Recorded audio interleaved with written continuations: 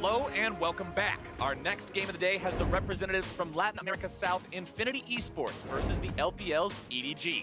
Loading up on the blue side, Infinity Esports with Relic in the top lane, SolidSnake in the jungle, Cotopaco in mid, Renyu bottom, and support Arce. Facing them on the red side, it is EDG with their top lane array. In the jungle is Haro in place of Clearlove. Mid lane the Scout, bot laner iBoy, and their support Meiko.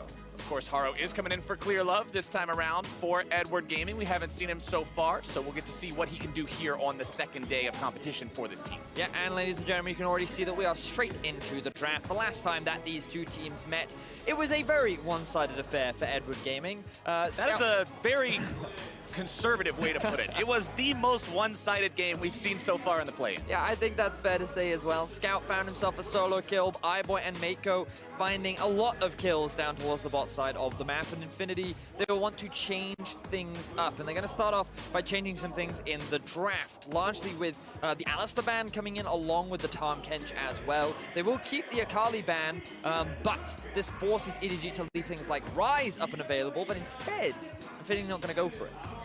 Now, the Tahm Kench was played by Edward Gaming the last time these two teams went against each other, so keeping that one off the table might make a little more playmaking opportunity available for Infinity, especially with something like the Rakan, able to initiate plenty of these fights. But Edward Gaming says, hey, remember that Nocturne we played against you guys last time that went 4-0-6? We got a different guy doing it, but we're going to run the same thing back. I mean, the thing is, they've left the Xayah open for iBoy once again. This guy has played so many Xayah games. This is like the comfort pick for this young player, and putting it in his hands is always a scary thing to do. The fact that Infinity have left it open suggests that they believe in their Xayah Rakan bot lane, and it should be strong enough to come out on top. Xayah's also really strong in general right now. Is the most picked AD carry champion so far during the play-in stage. 11 picks before coming into today. And just honestly, she does so much damage, along with the fact that she's capable of building any of the defensive items out there and getting bonuses from them. Hourglass, Mercurial Scimitar, Guardian Angel, all of these items are beneficial to Xayah.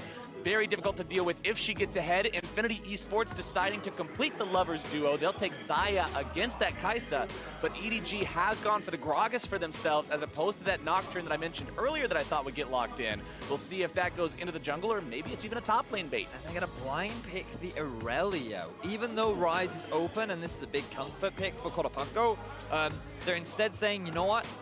I think that we want to just go for something a little bit more aggressive, I suppose. He only has one Irelia game during the regular season. Yeah. That's assuming it does go into the mid lane. It could, of course, be moved up towards the top side, but Relic more known for his tanky style champions. EDG deciding that they're going to get some tank ability here as well, grabbing Leona in the bottom lane to support that Xayah.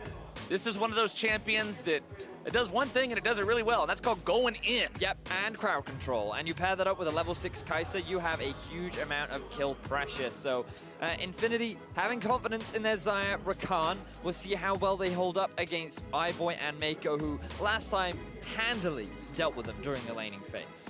Getting into the second part of the bans now. Edward Gaming deciding to ban away the Olaf, making sure that he's not prowling around the jungle, shutting down the early game. LeBlanc banned out by Infinity. They had to play against this last time. That's what Scout was on, and he had an incredible performance for himself. 6-1-5 on that pick. Will not be allowed to run that one back here for a second time. Wouldn't be surprised if we saw a Rise ban come out from Infinity as well, kind of take the two most played champions from Scout away from him.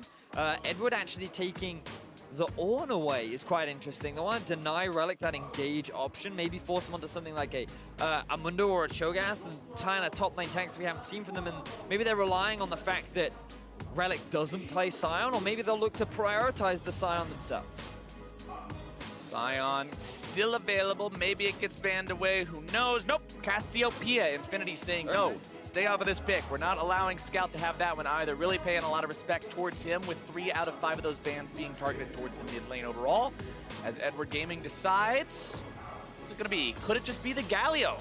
Xayah could Killer Instinct into the middle of the team, and then you support her with the Galio, but it looks like maybe that's a top lane Gragas, and Edward Gaming's going for something else. Can't talk about the hovers, Flowers. We can't talk about the hovers. I committed the cardinal sin. That's my bad. We're not talking about hovers anymore with EDG. They're too good at the bait and switch, and Now they're going to pick up the Galio for themselves. Does synergize really well with anything that wants to dive in. It's great for playing around the bot lane as well. And you can see that when you have a Leona, that's a lot of setup potential for maybe going for dives, maybe just going for fights. And I think that what Edward Gaming has so far drafted is a lot of fighting. They have good scaling, especially with the Galio and the Xayah, but they can also force plays in the early game with this Leona and Galio duo. So I'm looking forward to seeing them execute upon this as Infinity round out their draft. Infinity will pick up the Nocturne and the Sion for themselves. I already mentioned that the Nocturne was the pick that Edward Gaming used last time in their decisive victory over Infinity. This time around, it's SolidSnake that will be on the pick. He played Camille into it in that first game and did not have a very good game for himself. Camille Jungle, one of those champions that once it tends to stay there. And EDG say, all right, you're going to play a champion with some Telegraph CC. That sounds like it's a good time to repose. So Ray going for a bit of a fan favorite with the Fiora. We haven't seen the champion for a while. From what I can see, he hasn't played it once during the regular season, but definitely a big power confidence play, I would say, from the EDG top laner. And remember, back when Ray used to be in the North American LCS, it was him and Impact in the top lane. The sword and shield, they called him. Ray was the sword for a reason. Now he's playing a champion that is very demonstrative of that fact. We'll see how well he can carry on this champ. We know if Fiora gets ahead, she is an absolute monster to have to deal with, especially in a split push situation. I mean, in this game, yeah, you have capable split pushers that can go up against her with something like an Irelia, or if a Sion gets ahead and he's tanky, all right, he'll do okay as well, but if Ray gets up and running, ooh, that's scary. And remember, 25 minutes, 20 kills the last time around. EDG made a very quick game. Yes, they certainly did. Will they go for more of a scaling option, or will they go for the hard aggressive early game time? We'll have to wait and see. What we do know is that when they have the Galio, it's very easy for them to play on the side lanes as well. 1-3-1 team fighting as well, while Fiora's not considered the strongest when you have a Leona, a Xayah, and a Galio, compared with piled on with a Gragas as well. They have a lot of team fighting tools, and you think about Infinity drafting a lot of AD damage. Once they hit level 6, there are a lot of lanes that they can look to play around, but will they be able to execute against this ADG squad that was able to solo kill them across the board last time? And mental game is the name of the game here this time around, Vedius. I think for Infinity, you've just got to be able to wash away the memories of that first day, of that first game from your mind. Don't let that play into this. Don't psych yourselves out going up against EDG, and just come in here and play the best game you can, because Infinity is 0-2 after day one. If you want to have a chance at moving on, you need to find wins here. It's time to turn it on. It's do or die. Step up or go home.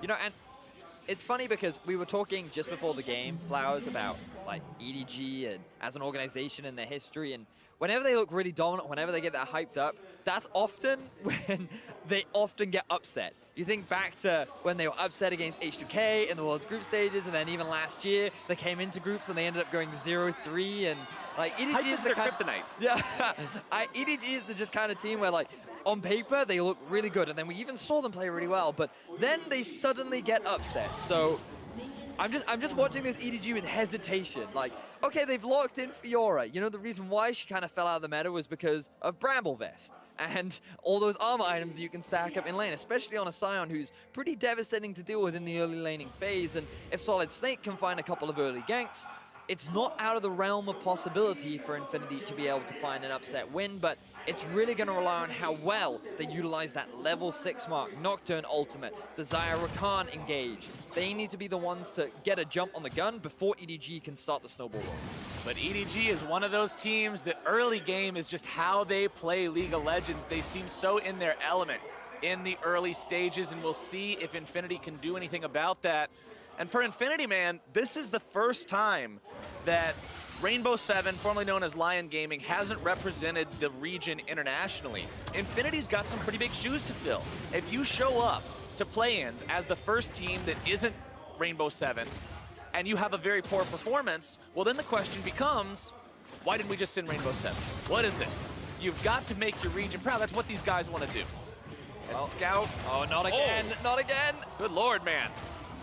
Remember that Scout did solo kill Cotopaco last time, but it was a LeBlanc into Lulu matchup. I half expected it. This is Irelia into Galio. You definitely should not be getting that low this early on into the game. You have to respect the early game Galio damage just a little bit more. But Scout doing what he often does and just likes to get in your face. Scout's having a good time so far. I mean, EDG is one of those teams that heading into play-ins, people looked at it and said, yeah, this is one of your powerhouse teams here. This is a team everybody expects to get out. Everybody expects to take first seed, and for good reason. They made it all the way to the quarterfinals in the LPL summer split before they were eliminated there, then won through the gauntlet, which of course did put them at third seed, so it's why they're competing in the play-in stage right now. But this squad has some players on it that have plenty of experience under their belts. It also has players who have emerged into the scene more recently, but have just had superstar performances like iBoy. This guy in the bottom lane who, the very first game that he played against Infinity, also playing on the Kaisa 9-1-2. That's not the kind of number that you can just scoff at. I mean, you think back to his World performance last year as well. I remember his Twitch getting a pretty insane outplay in a very important game that I unfortunately can't remember. I want to say it was against SKT, but what I do remember is his great performance, and he has been gaining that experience, and I look forward to seeing how well he can perform. A win here for EDG will result in securing that first seed of the group. They will then be locked in the top, and they will have to go against one of the second seeds. And we know a couple of them already locked in for Detonation, Focus Me, and Gambit. And obviously, they cannot end up against whoever the second seed from this group is. Topside Relic will just continue pushing up for now. You kind of expect Sion to have control over this lane early on. Fiora is one of those champions, needs to scale up a bit. Meanwhile, back in the bottom lane, it is a CS lead for iBoy and Meiko over their opponents who, honestly, Xayah and Rakan for the longest time were like the name of the game in bottom lane duos. They had so much power, and while it's not quite to that extremity today, it's still a duo that has quite a lot of capability between the two of them, especially, like you said, once they hit that level 6, when you consider they have a jungler like Nocturne. But just the quality of players you're going up against in this EDG bottom lane, you really got to respect what these guys can do, because if you don't play it right, they've got the outplay. Yes, they do. It's one of those things about Leona where you kind of want the Rakan to engage upon you, and then you can go for that counter engage, which is why they have so much pressure in the bot lane right now, because if Infinity try to force anything, they can instantly get punished for it. But the mid lane is really the story of the game right now for EDG. Haro is here, the replacement jungler for FLICKR, the jungler that they often relied on heavily during the regular season, and the significantly more aggressive jungler in the early game as well. Now, the thing is, there's quite a lot of minions here, and you've also got the Nocturne still hanging around here too. Cotopaco going to be in some trouble. The gank comes in, the damage goes through. Cotopaco trying to flash out, get himself away on this one, down to 200 HP, drinking the potion, healing up. Winds of War come through, takes him down to 100 HP, tries to buy some time, but nope. Haro says, take a drink, buddy. First blood over to EDG. And EDG do it once again. They find the first kill in the game 5 minutes into the game. It's not a 1v1 this time around, but Haro doing what he often does, which is look for early ganks and set up the success for EDG. Haro only level 3 before that gank, did spend some time looking for opportunities bottom lane. SolidSnake level 5, making his way down towards the bottom lane now, trying to find the gank here on the EDG bottom laners. iBoy has to flash out, keeping himself alive. Meiko also going to be pulling himself back there with the Zenith Blade to make the escape. TP going to be channeled. Meiko with a flash forward into the stun, and the damage range true as Scout picks up kill number 2. And EDG as a team always impressed me with how quickly they're able to react to plays as we see more fighting. All right, they're not reacting to anything here. They're the ones being proactive going in. Arce getting himself back. SolidSnake also going to be kept alive on that one, but Meiko is just fearless here on the Leona. Haro shows up now as well to make sure that if they're sticking around, they are going to be taken down. Scout decides to go all the way in, and the Winds of War will find their target. 3-0 EDG. Vedius, this is looking eerily reminiscent of a moment just 2 days ago. Oh, it's so similar in how EDG are just demolishing Infinity in this early game. We talked about how the level 6 mark could be the turning point, and after the death in mid, I respect SolidSnake for trying to get some kind of play in the bot. Now, they are able to get the flash out from iBoy pretty quickly, but the TP almost instantly, once Infinity have just slightly overextended. Then you see Meiko flash stun, just in time for the taunt to come in. There's no time for Renyu to react. That allows EDG to get that initial kill, and then Scout's just like, wait. You're level 4. Archie, come over here. Let's hug it out. Looks like Archie didn't want to hug it out. Nah, not the kind of hug you want. The gold has already started ballooning in the favor of EDG. Here's a look at how things looked the first time these two teams played. Notice there is not a speck of red on that graph. That is quite accurate, yeah. It is just one big, tall, blue mountain range. And that's what EDG did. They ran away with the entirety of the game. Infinity never found a way back in. Things are starting off incredibly EDG favored this time around, and the name of the game for Infinity is staunch that bleeding. Find some Band-Aids, find something. Make sure you don't allow them to continue building this, because if EDG gets that early game lead, man, it's gonna be another fast game. I will be honest, if you are this far down, this early on into the game, it is often like you've just lost your leg. Especially against EDG, but that's not to say that a man can't walk without his leg. Now, the thing for Infinity is they're still approaching those level 6 marks. You can see SolidSnake has hit it, and Arce very close to reaching the level 6 himself. There's no flashes towards the bot side of the map. The most important thing is that Infinity stops Scout from ulting bot lane. If they're able to do that, maybe they can find some kills. Maybe they can stop the bleeding, and they can start applying the prosthetic to start walking again in this game. Now, SolidSnake has been doing a good job farming. He's essentially been a level up on Haro throughout the entirety of this game, from level 4 to 3, now level 7 compared to level 6. They'll have to see if they can make a play with him, as the grand challenge has been issued here in the top side. The healing coming out means Ray is totally in control of this trade. Ray with a CS lead in the top lane, Scout with a CS lead in the mid lane, quite a CS lead for iBoy on the bottom side of the map after the way things transpired earlier. EDG is taking over all across Summoner's Rift, and now they're deciding that the one unconquered territory they have is the neutral objective. So why not head on over, grab some early bonus damage for your team. Infernal Drake picked up for Edward Gaming. Just 9 minutes in, it's another element going in their favor. Yes. So EDG just using the early game lead that they have to secure a couple of extra objectives. Again, though, the level 6 marks have been hit. Ultis are available. This is where I kind of want to see Infinity try to force a play before the gold lead gets insurmountable from the side of EDG. Haro is there first, though, and you can see Meiko sitting in the brush. Predator has been popped. Predator pop, but Zenith Blade missing from Meiko means that EDG decides to call this one off, at least for now. Haro coming back around, seeing if maybe he can find the explosive cask into something. Doesn't want to risk going underneath the turret, getting charmed up and chain CC'd, bursted down. The Gragas isn't tanky. Stopwatch just now comes online for him as the clock ticks 10 minutes. Haro going for the cautious play there, not wanting to overcommit to something when you're already ahead like this. I can respect that one. As mid lane, you can see Scout heading up towards the top part of the map. The Sion ultimate noise means that Relic's heading back to lane with that one. A SolidSnake might be setting something up here on the bottom side. All right, here we go. There comes the play. It's going to be 3v3, though. They read it on the side of EDG, but they're still going to lose their 80 carry. He's already been taken down. The damage goes through, and now Meiko might be in some trouble here himself. FLICKR coming out, not going to find the mark. Oh, the enemy 80 carry, a double kill over now to the side of Infinity Esports. Can they make it a triple? The auto won't find its way in, but they've got the fight. And this is what we were waiting for, but now Ray arrives in the bot lane. EDG, they're looking for something back. Ray wants to try to finish somebody off here. Can he get the kill onto Renyu? Does do so. Grand challenge going to be healing him back up now as well, but will it be enough? He grabs the double onto SolidSnake. Enemy jungler down. The Sion can't find the counter kill just yet. The heal from the Vital, not quite enough. So in a 1 versus 3, Ray is able to find himself 2 kills, but once Relic arrives, he shuts him down and gets a kill back for Infinity.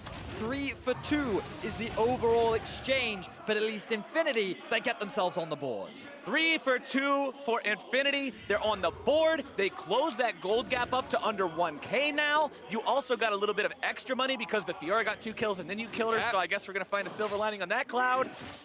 You've still got ways to go, but this team strikes back. That's what you wanted to see from Infinity. The ability to fall behind and still stay relevant. Nice moves there from Cotopaco, getting himself away from Scout and back to his turret. So this is what we wanted to see from the team. They hit the level 6, and then they try to force a play. Now, while the jungler from EDG was there for the counter gank, the burst from SolidSnake and Renyu was more than enough to secure the kill onto iBoy, and we said it, they didn't have their summoner spells available. It was really unlucky that they couldn't quite secure that kill, but then Ray joins the fight. Infinity, they just want to push the wave out before they go for the reset, and while the TP comes in immediately, Ray just does more than enough damage combined with the healing to find the kills needed to at least get something back for EDG.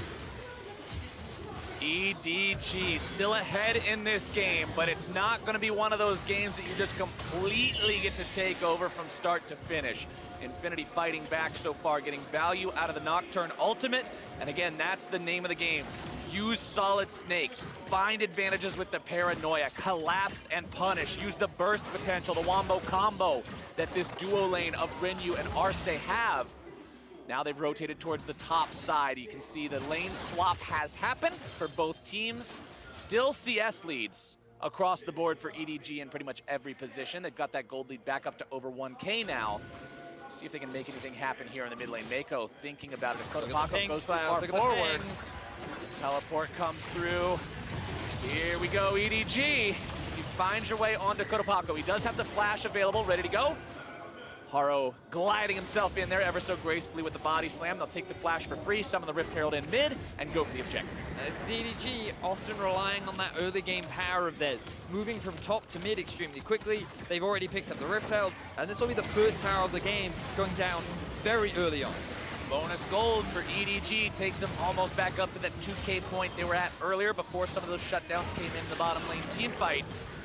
They're continuing doing what we know EDG to do best, making the early game happen. But at the same time, let's go back to win conditions. Let's go back to, I guess we're at staying alive conditions. Let's go back to staunching that bleeding because Infinity have done that. The lead hasn't gotten more severe than it was after those first few kills. What was it, 6 minutes into the game?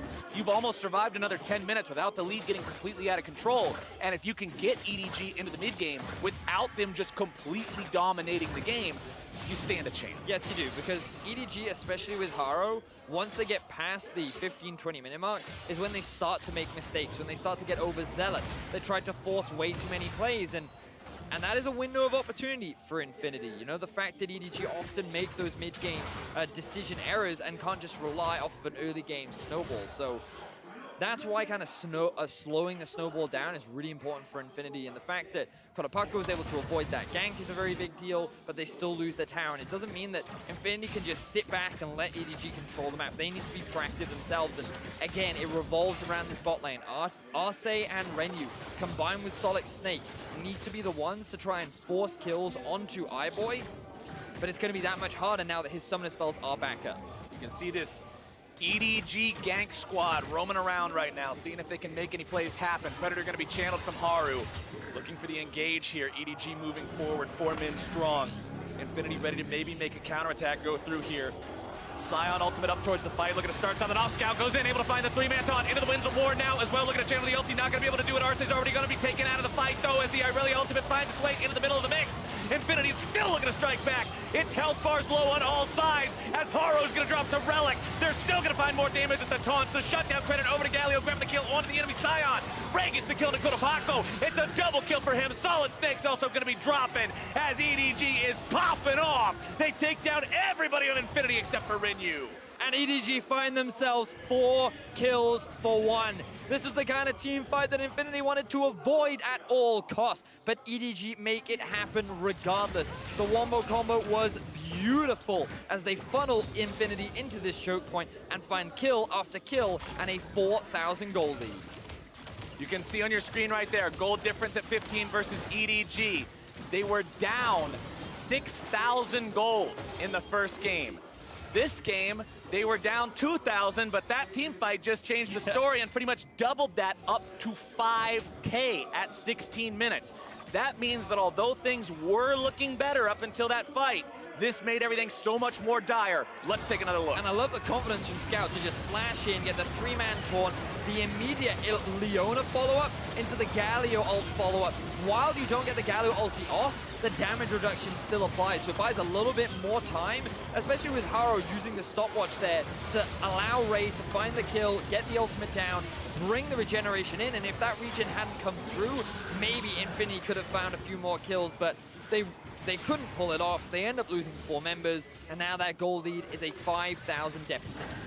Things have gotten dicey pretty quickly here for the side of Infinity as EDG off the back of that fight feels very comfortable moving forward into this mid-game with a 5,000 gold lead. Topside, Scout will be the one pushing towards this tier 1 turret on the Galio. Already has the Rod of Ages stacking up, almost up to 10 stacks on that one. Has 7 out of 9 kill participation, the most on the team.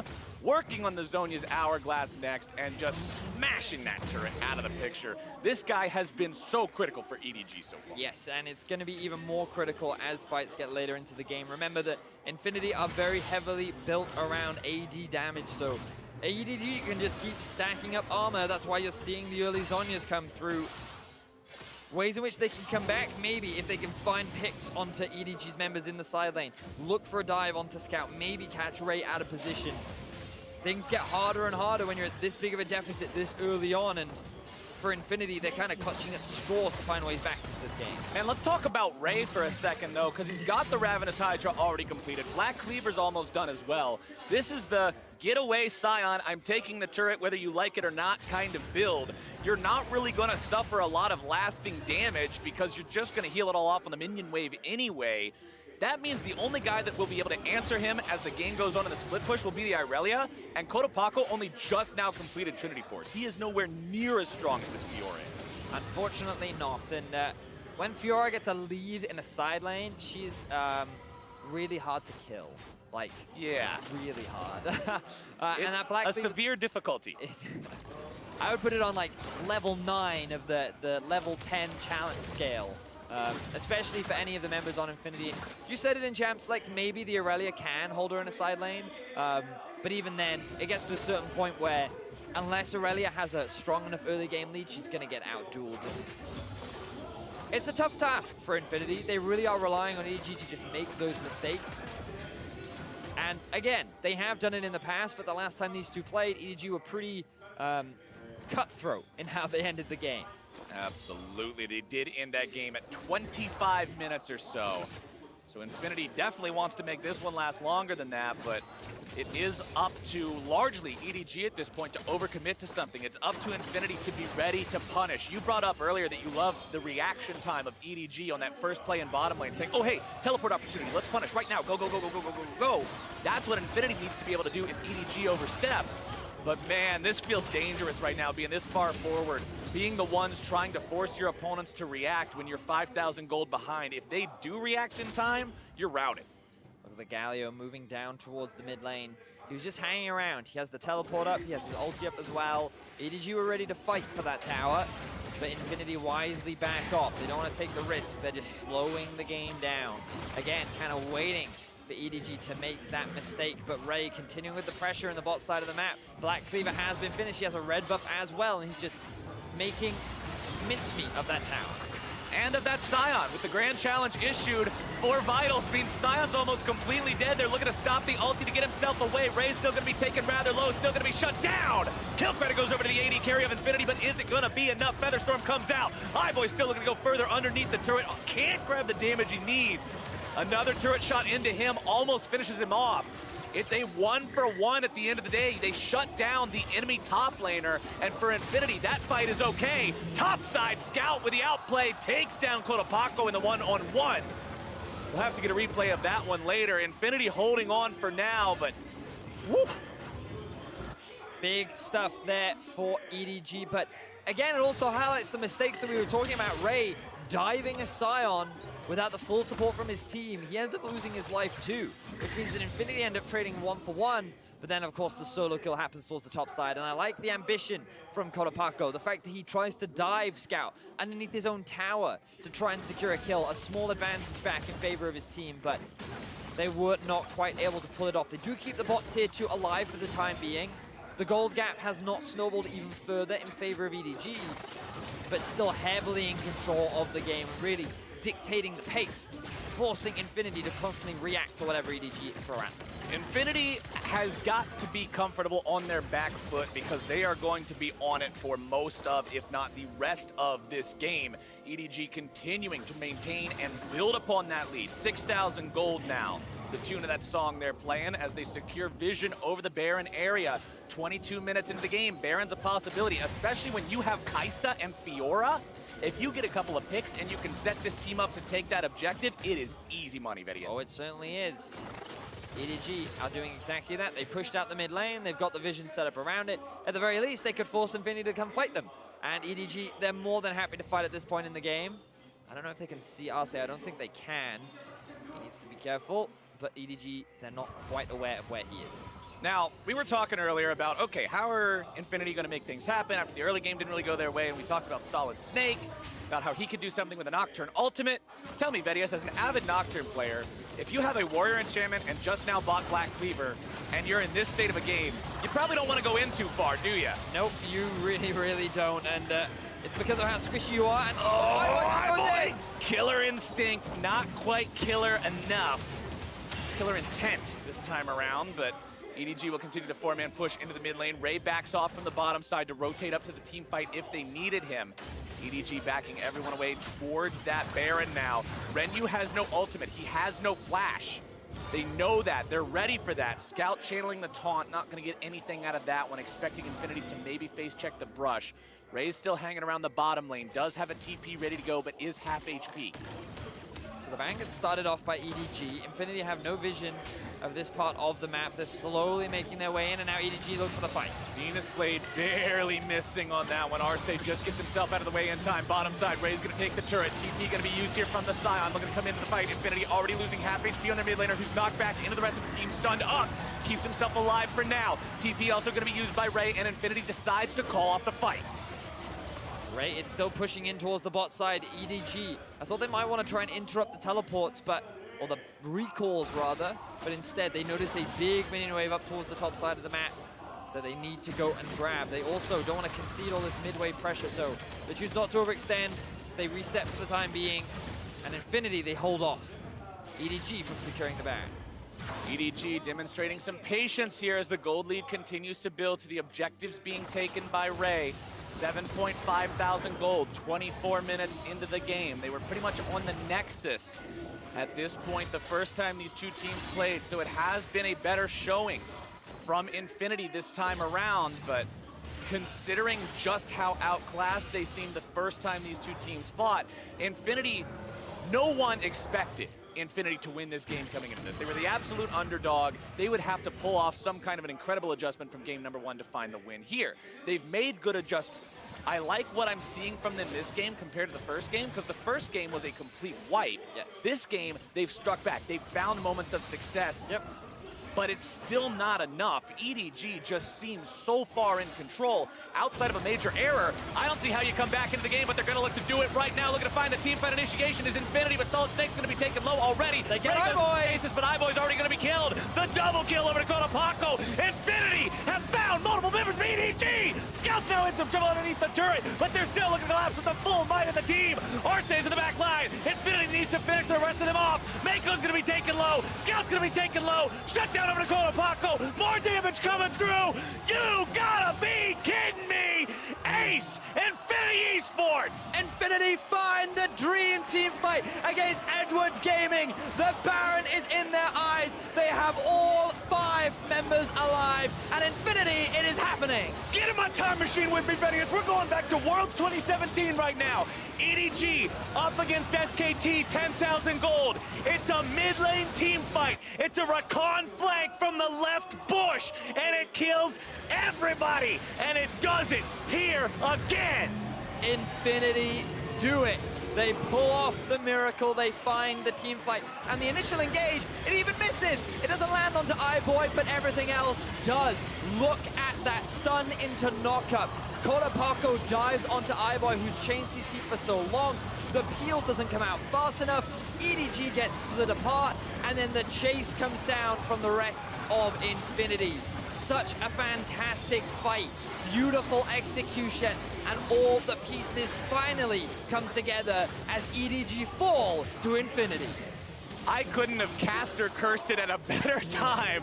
If you're an Infinity fan, saying it seemed almost impossible barring a major error from EDG, but the execution was so good there from Infinity to catch them off guard. Again, the sense of deja vu. That is almost the exact same spot SKT did it a year ago. And redemption for Cotopaco as well. He played that team fight phenomenally, and after being solo killed twice against Scout, he finally makes a fantastic team fight happen for his team. And now Infinity 5 members alive, all barrened up, are knocking on the doors of EDG's base. All barrened up, both barrels blazing, marching down the mid lane, seeing if they can break the EDG base. They've got ults ready. We talked about it, Flowers. EDG, once they get past the 15 to 20 minute mark, that's when they start to let the ball slip. That's when they start to slow down. And Infinity, they capitalized upon that moment. They saw it and they made it happen. You can see Infinity with first Baron have a record of 13-0 and they're going in again. Arce is going in yet again, looking to find that initiation. They're still underneath the turret though. This could be good. We'll see if they can find the damage. iBoy's out of the picture. This could be the team winning fight. We'll see if they're able to find the damage over the rest. Meiko's already going to be brought down. Scout as well. Infinity Esports, you just did it! Infinity 5-0 once again will rip through the heart of EDG and find the upset win. To infinity and beyond, the Nexus in their sights. God bless, they take down EDG.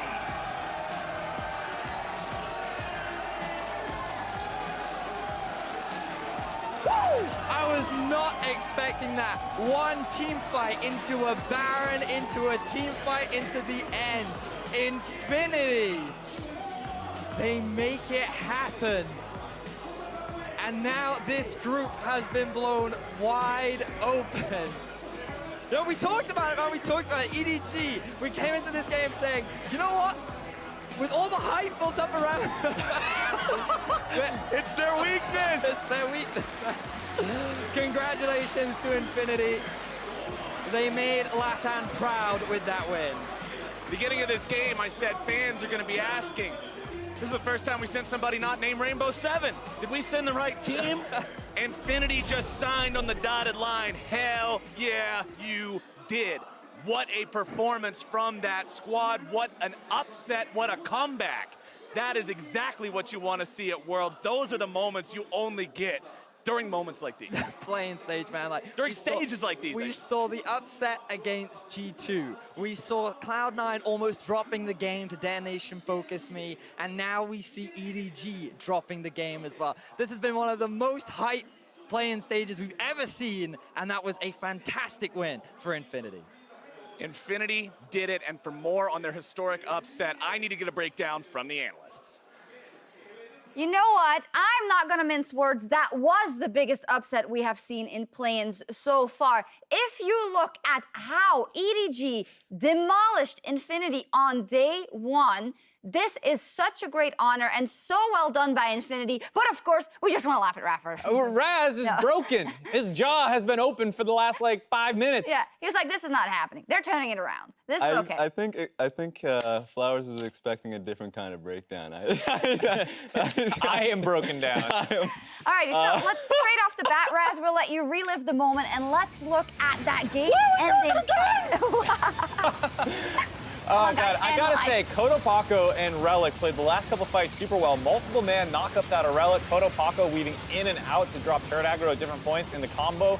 Killing iBoy was really kind of what allowed them to take this fight, but the fact that we even got to this point in the game is insane to me. So I would like to leave room to talk about EDG's comp and whatnot in just a bit, but mainly now I want to focus on how Infinity in the end pulled it back, and that's why I want to look at the replay that happens before this one. And this is really the game-turning team fight, where all was lost, Arce goes in.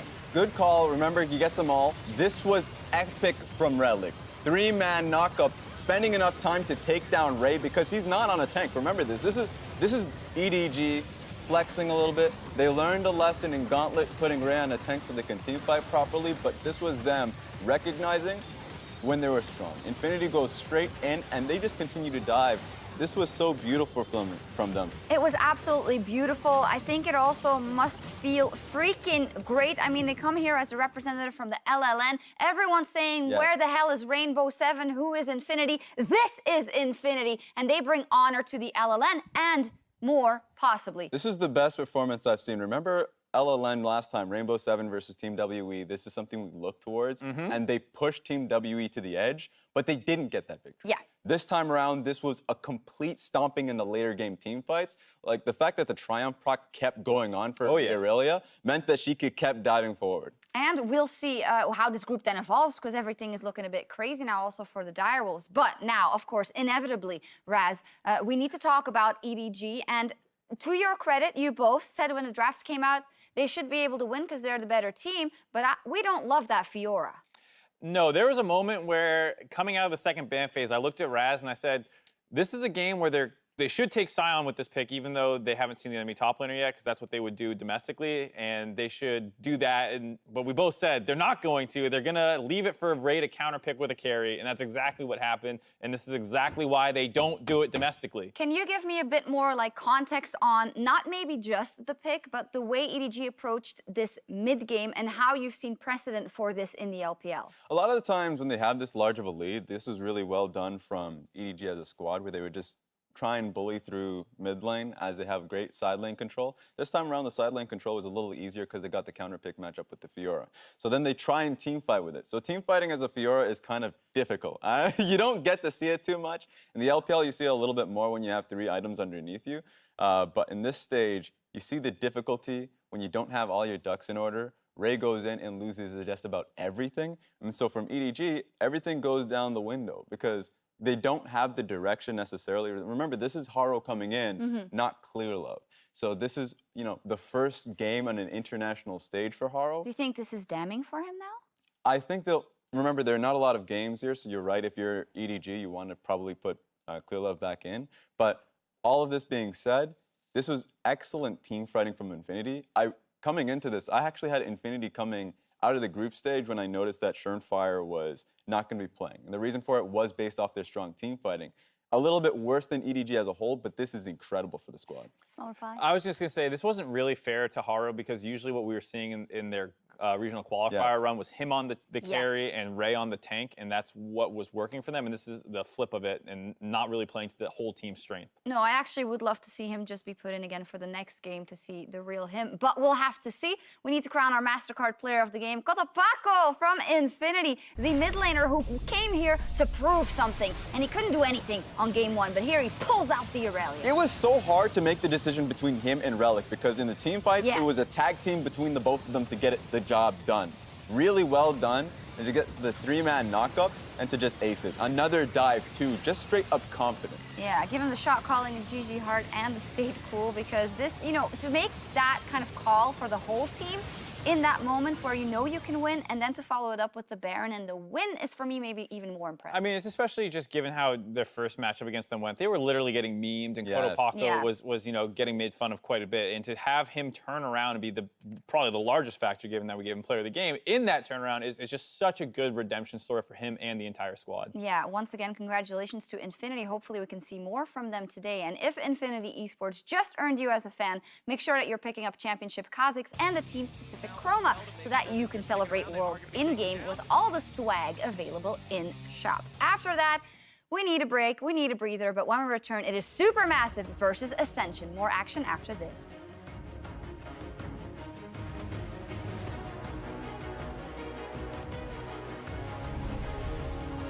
Haro shows up now as well to make sure that if they're sticking around, they are going to be taken down. Scout decides to go all the way in, and the Winds of War will find their target. Here we go. There comes the play. It's going to be 3v3, though. They ran to the side of EDG, but they're still going to lose their AD carry. He's already been taken down. The damage goes through, and now Meiko might be in some trouble here.